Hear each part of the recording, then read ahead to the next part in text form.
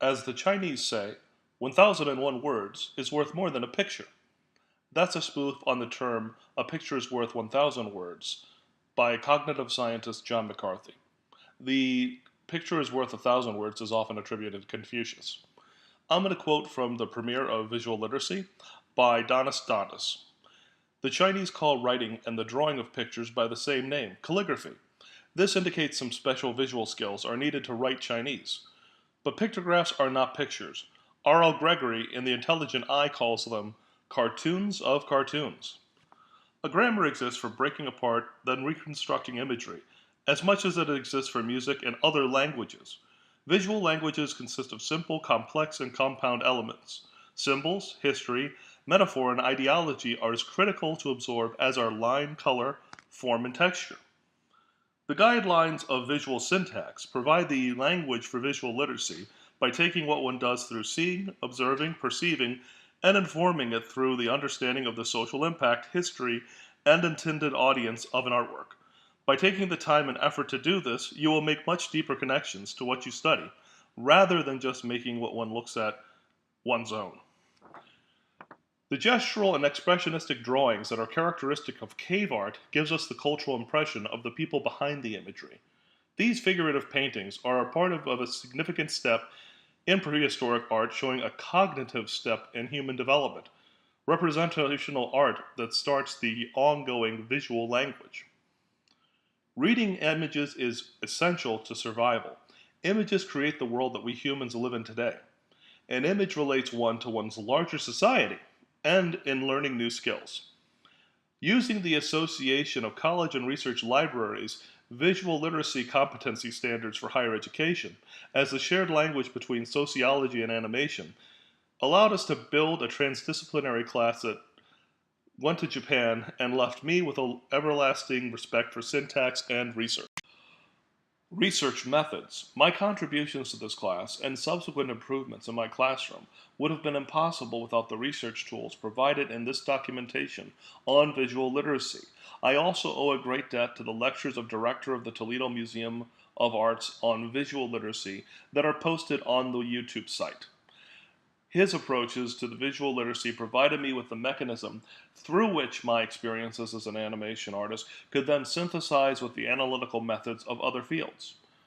Quoting the Premiere of Visual Literacy, there is visual syntax. There are guidelines for constructing compositions. There are basic elements that can be learned by all students of the visual media, artists and non-artists alike, and that along with manipulative techniques, they can be used to create clear visual messages. Knowledge of these factors can lead to clearer comprehension of visual messages. So syntax is a series of rules in language, grammar, word structure, that is followed to make a sentence meaningful. An image loses its meaning if the syntax is broken. An example might be good art versus bad art. Add to this semantics, the meaning of signs, or you could ask what a given color means. Pragmatics is the context of a sign. It changes due to circumstances. These factors include codes, modalities, sender, receiver, or context. Quoting the Premiere of Visual Literacy. We have visual preferences ingrained in us. Despite these modifications, there is a basic perceptual visual system, one that all human beings have in common. But the system is subject to variations on basic structural themes. There is a visual syntax, and its dominant characteristic is complexity. The complexity, however, does not defy definition. You are already literate in your own dialect of visual semantics. You've learned it on your own, you have your own sense of taste. But by learning the rules artists have used for generations, you can learn how they see the world. A world with greater richness, since their vocabulary of observation and creation is richer than yours. And that goes for any existing artist. Seeing something through someone else's eyes can really be more entertaining and also something that you can grow from. This is partially why artist history exists and why there is a description located next to any artwork you view in a museum. It's helpful to know the prevalent psychology and major events of the time period of an artwork. Now, I'm guilty of not reading this myself in the past, and it's something that I have to work through because I like to look at just the images. But with visual literacy and the various steps you can go through, it really does improve your experience. So this is why it is important to know some history and pop culture. So you do not primarily rely upon making all assumptions based upon your personal experience and direct observations. So why shouldn't someone want to learn how an artist experiences the world after all? Quoting the premier of visual literacy. Visual data can convey information, specific messages, or expressive feelings, either by intention or for a defined purpose, or obliquely and as a byproduct of utility. One thing is certain, in all worlds of visual media, even including the most casual and offhand forms, some kind of information is present, whether artfully fashioned or casually produced, at whatever level of the constantly shifting evaluation of what is fine or applied art.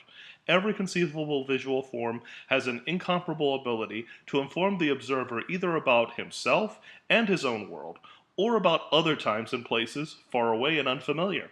This is the most unique and invaluable characteristic of a wide variety of seemingly unrelated visual formats. Now, this is from BuzzFeed Video. Visual thinking is based upon how you remember things. Being a visual thinker means remembering the faces of people instead of their names. Having a messy desk is not a problem at all if you know where things are in relation to everything else. The power of visualization is great, but how can it be communicated? Visual literacy enables you to communicate to the other people through drawings or image selection. Visual metaphors allow you to show complex relationships in simple ways, using thought and drawing as a method to dissect and build meaningful imagery. You can decide how much of an image you should show. Some great scientists were notable for being able to visualize experiments in their heads. Albert Einstein pictured riding on beams of light as a child, and this was instrumental in his theory of relativity. Now, cartooning is a useful example of this since it aims to achieve the highest level of communication with the least use of lines and shapes.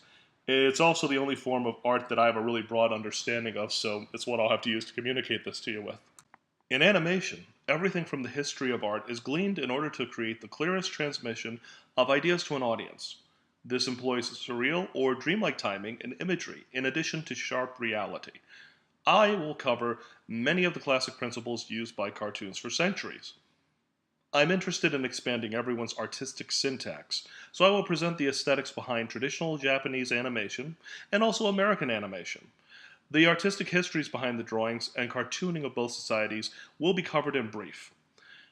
As I said earlier, I found a lot of useful information from the director of the Toledo Museum of Arts, Brian Kennedy, and he gave a really good talk on the YouTube channel. I recommend you check that out. It was really instrumental to me.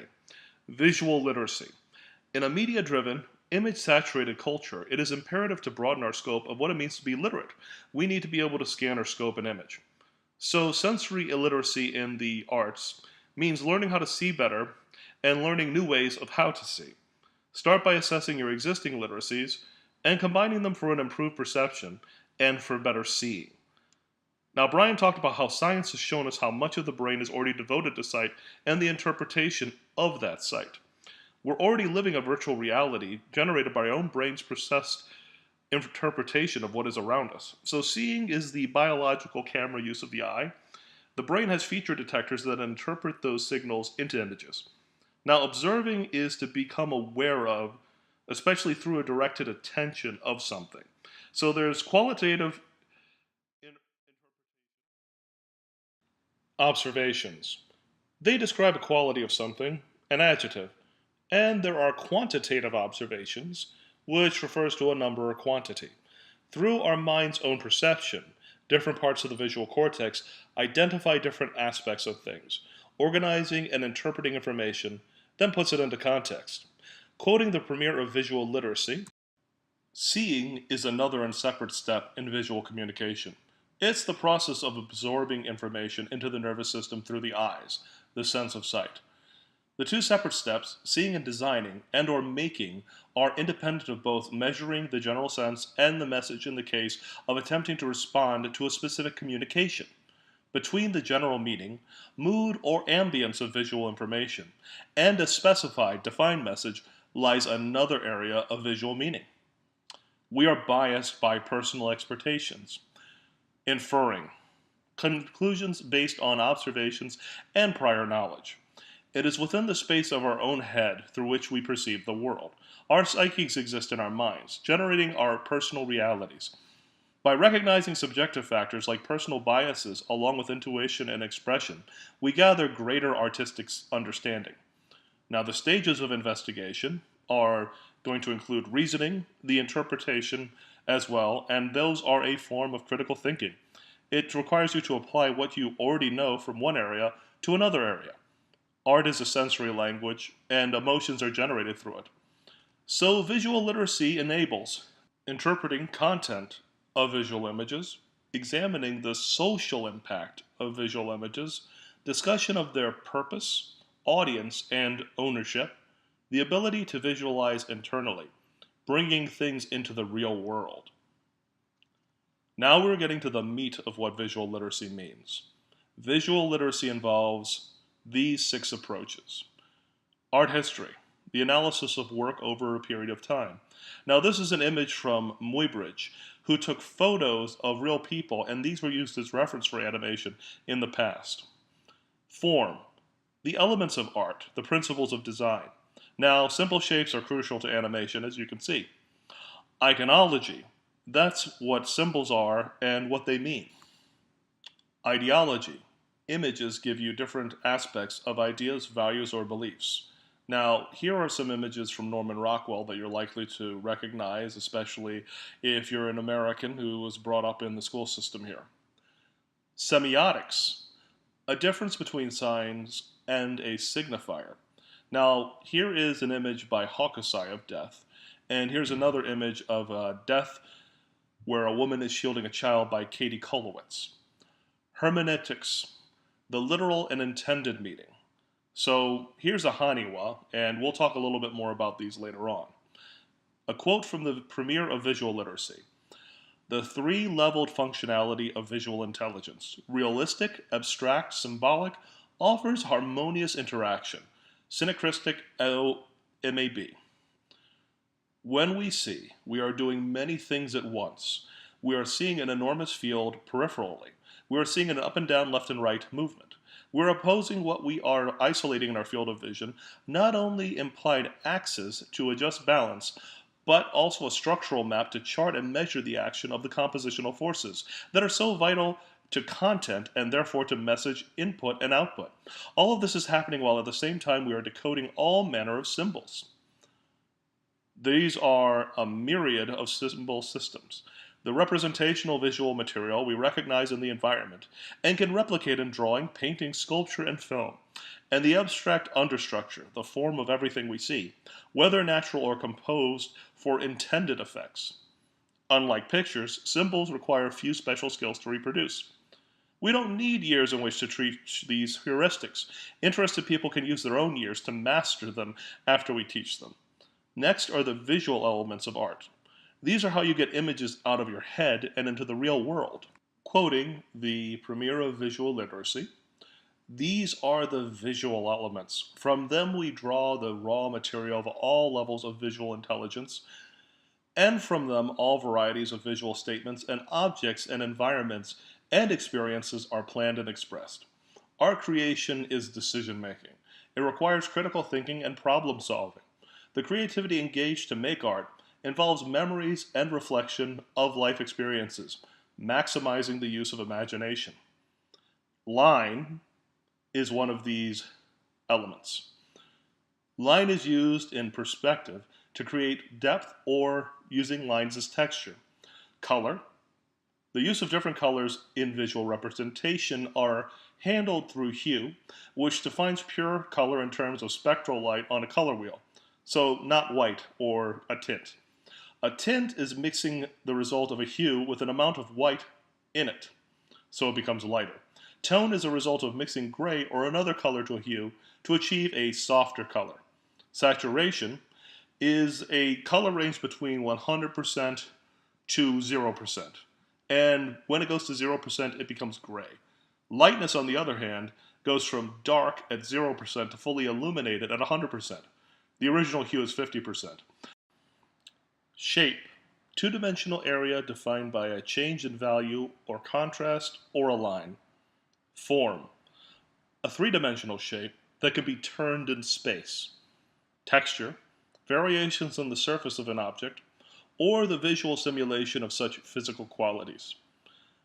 The principles of art, composition, quoting the premier of visual literacy.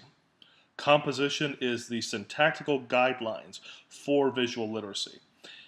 It is at this vital stage of the creative process that the visual communicator has the strongest control of the work and the greatest opportunity to express the total mood of the work as it is intended to convey. The dynamics of contrast. The strongest control of visual effect lies in the understanding of the connection between message and the visual techniques.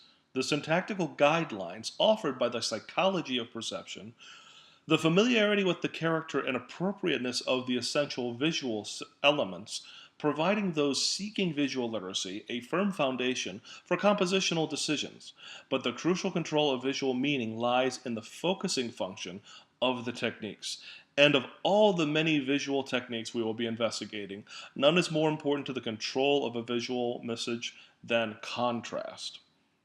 Contrast and harmony.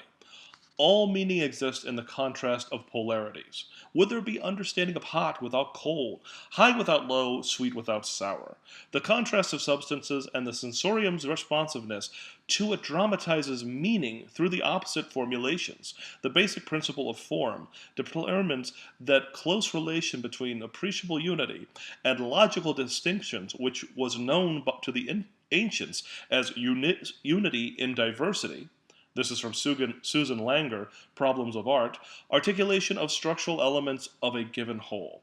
In all of art, contrast is a powerful tool of expression, the means for intensification of meaning and therefore of the simplification of communication. So subject is what an artist chooses to present.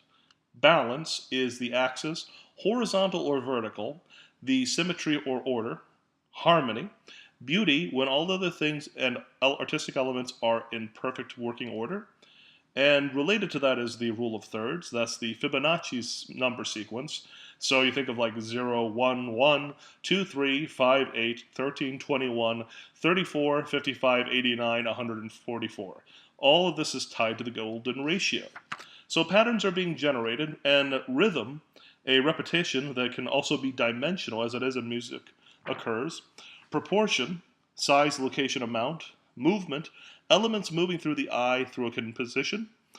Emphasis, that's dominance and hierarchy.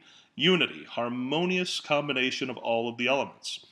Learning visual literacy opens up new pathways that are off limits now, as there are certain creative things you can't do without being a visual literate artist, opening up to new ways of planning and executing art. Seeing the world from a new perspective. Now, I had to learn about elements of another language, Japanese, in order for me to travel to Japan to teach a travel course there.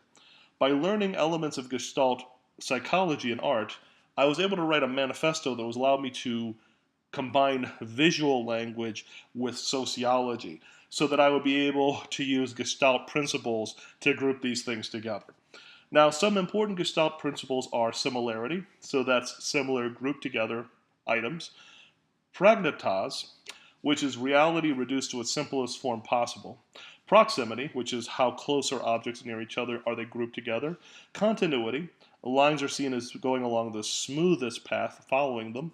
And closure, objects grouped together are often seen as a whole. This is a quote from the Visual Elements. I believe that some of the most meaningful work that has been done by Gestalt psychologists whose major interest has been the principles of perceptual organization, the process of making wholes out of parts, the underlying point of view of Gestalt, as defined by von Ehrenfels, pointed out that if each of 12 observers listened to one of the 12 tones of a melody, the sum of their experiences would not correspond to what would be perceived if someone listened to the whole melody. Rudolf Arnheim has done brilliant work in applying much of Gestalt theory developed by Wertheimer, Kohler, and Kafka to the interpretation of the visual arts.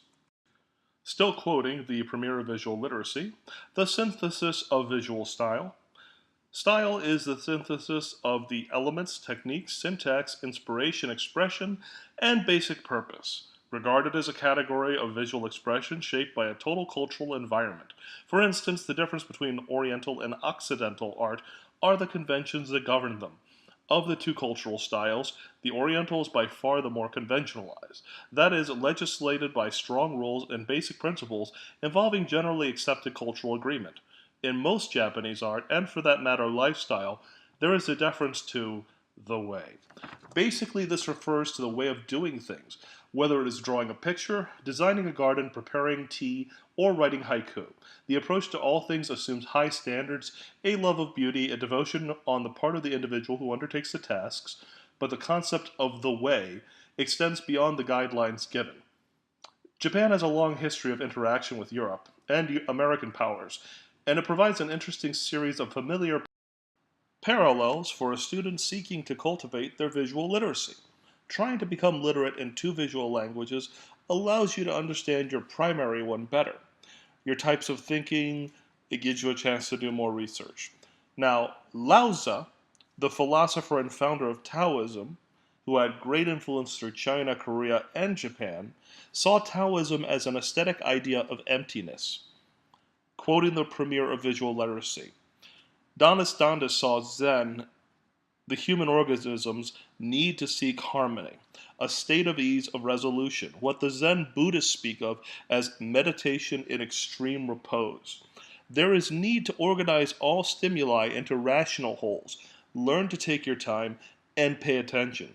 Japan has many unique aesthetics that are the result of powerful ancient traditions and futuristic visions that are shaping its visual culture. The philosophies practiced by the Shinto and Zen Buddhist faith greatly influence the artistic sensibilities of the Japanese. Nature and the passage of time are sacred concepts. So, there's a lot of building of cities around nature in Japan, and also bringing natural things into cities and to homes in Japan. I spent a year studying the works of Hokusai, copying his woodcuts line for line like an apprentice. I highly recommend you do something like this just to learn more about how things are constructed from a master. Most of these points that I'm about to talk about are gathered from John Spacey's excellent article on japantalk.com. In his article, 9 Principles of Japanese Art and Culture. I looked around and this really was the most succinct and rich version of it. Wabi Sabi, the imperfect. Can you imagine all the characters in movies if they were perfect? It's the imperfections that make life interesting. The concept of wabi sabi is often extended to include the feeling of impermanence. The example often used is the sakura, the cherry blossoms that bloom for a very short time in Japan that are more beautiful because they don't last a long time. Fukinsei is related to this. It's asymmetry or irregularity, kind of a principle of wabi-sabi. Kanso, which is simplicity. Koko, basic or weathered. Shizen, without pretense, a natural feeling. Yugen, subtle, profound grace, something not obvious. Datsuko, which is unbounded by convention or free. Seikaku, which is tranquility. Beauty is found in this brief flowering of cherry trees, whose fragile blossoms are compared to the short life of a warrior, often in haiku poetry. Now, another major concept is miyabi, or elegance. Now, this is also translated to heartbreaker. This is about eliminating anything vulgar, trying to make something of unearthly beauty. And, you can kind of think about sometimes you want to keep things clean, you don't want to have swearing, you want to have something maybe feel classy. Shibui, or something subtle. It means simple or unobtrusive. It means all things are more beautiful when they speak for themselves, when they aren't loud and in your face. Iki, originality. Iki is uniqueness. In many ways, Japanese culture doesn't celebrate uniqueness. As the Japanese proverb goes, the nail